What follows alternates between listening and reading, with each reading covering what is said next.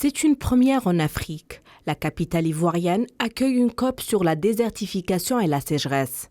196 États y prennent part pour agir face à l'urgence du changement climatique. Ils tentent de trouver des moyens de lutte contre l'avancée du désert, la déforestation, l'appauvrissement des terres arables ou encore les pollutions des sols. Le continent africain est particulièrement touché par la désertification, notamment dans sa bande sahélienne. 45% de ces terres sont sujettes au phénomène. Selon les derniers chiffres de l'ONU, 40% des terres sont dégradées dans le monde et le rythme s'accélère.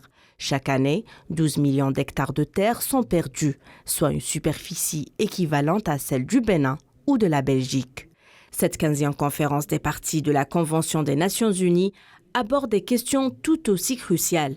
Elle porte une attention particulière à la restauration d'1 milliard d'hectares de terres asséchées d'ici 2030. Et afin de relever ce défi, des financements importants s'imposent. Ça sera l'objet d'un appel de la part du président ivoirien Alassane Ouattara. Faire reverdir le Sahara et le Sahel, créer une bande de végétation le long du continent africain, du Sénégal à Djibouti, soit près de 8000 km.